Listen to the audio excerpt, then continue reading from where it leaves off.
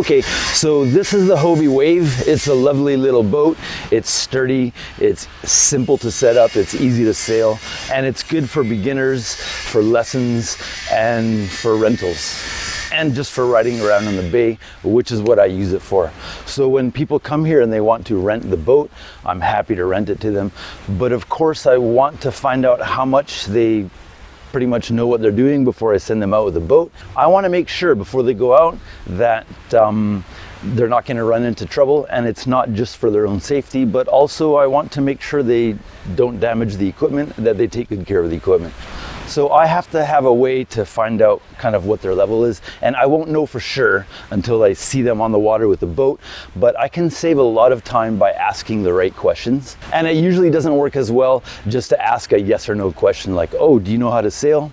A better way to find out about how much they know, because I'm going to talk with them for a little bit first, is to ask open questions about specific things. So over time, I've kind of come up with a short list of questions that I ask people before sending them out.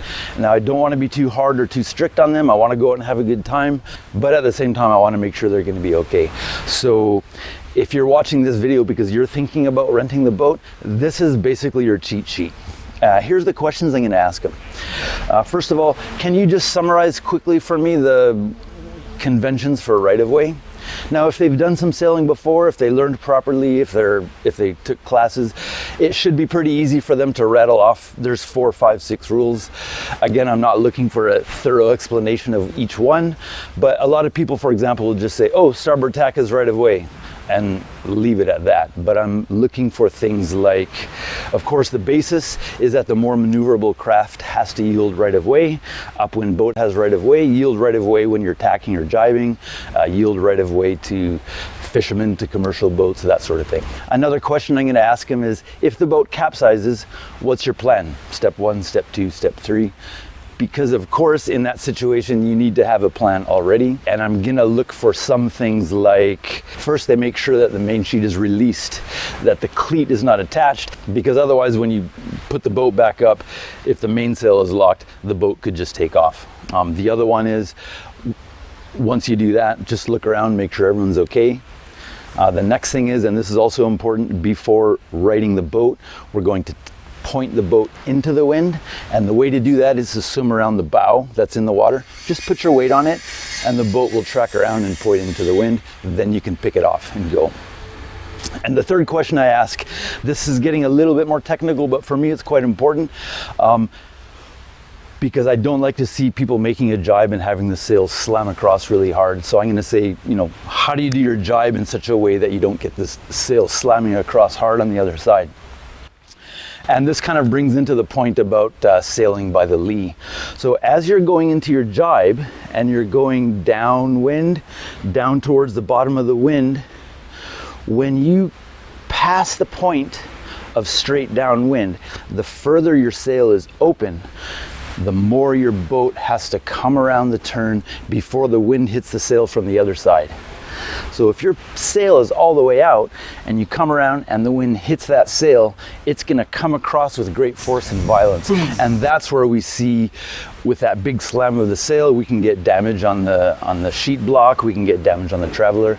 And if you're on a sailboat with a wood or a metal boom, that's where you have the stories of people getting clopped in the head by the boom and going overboard.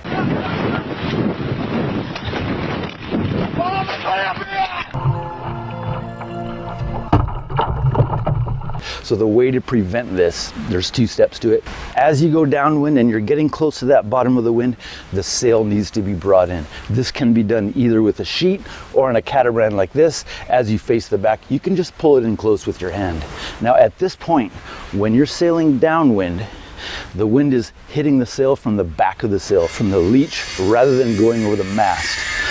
So if you hit that point of straight downwind and the sail is very close, then your boat's only going to go a little bit around that curve before the wind hits the other side and brings it across. So there we can bring it across gently with our hand. We're going to have our hand on the sheet, close to the sheet block. And the second part that's really important is, before you finish rounding out the turn, you need to let that sail out again and then round out the turn. Because again, if you go back across the wind and your sail is all the way in, that's where the full force of the wind hits the sail from the side, and that's where you get capsizes.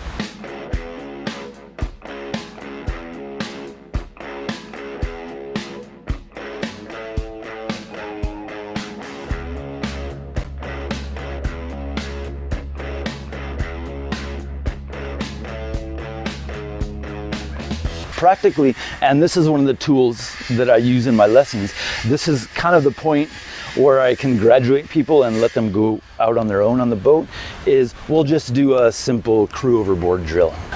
And we can throw a life vest or something overboard. Now the crew overboard drill kind of encompasses a lot of the basics of sailing, your navigation, knowing where you are, clean tack, clean jibe, hove to in the right spot. And so if I see them do that successfully, okay, it kind of means they have good enough control of the boat that I'm okay with it. Now, I did have a Russian guy come in once, and he wanted to rent the boat, and I couldn't communicate with him. I wanted to let him go out, couldn't really communicate with him, and I couldn't ask him those questions, but I watched him, and he went up to the boat and he did a 360 check on the boat. He checked the shrouds and the stays, he checked the tension and the attachment points for both of those, he checked the trampoline tension, he went around, he checked the traveler, he checked the sheet block, he checked the gudgeons and the pintles, he checked the drain plugs, and just from the fact that he checked all those specific points, that gave me confidence that this guy knows what he's doing. So in that case, I just said, okay, you're good, go out, have fun. And he went out and had a great sail. Remember, if you're thinking about coming to rent a boat, that's great, we'll check this. And a nice thing about this too is that if someone doesn't have all those points down clearly, it's a great chance for us to go through that with them. And I'm happy if the person can walk away later being a better sailor with a deeper understanding of how it works. Okay, so there's just a few points about sailing. We'll end that there. Had waited outside the Southport Seaway since dusk last night, waiting for a chance to bring the 14-metre catamaran Sultanate through the surging entrance. There's one building behind him. Ian had been warned the Southport bar was treacherous. This morning he'd heard over the marine radio whale watching tours had been cancelled for the day, but sensing a gap in the sets, he went for it. Oh my God! Oh Jesus! Oh Jesus! Sultanate was launched ahead of the wave, but Ian kept the cat on a straight line, pushed by the foaming whitewater. 20 seconds later, they were through. It's just gone, what, 9 o'clock in the morning, and I've had a beer, and I never do that. I needed it this morning, though.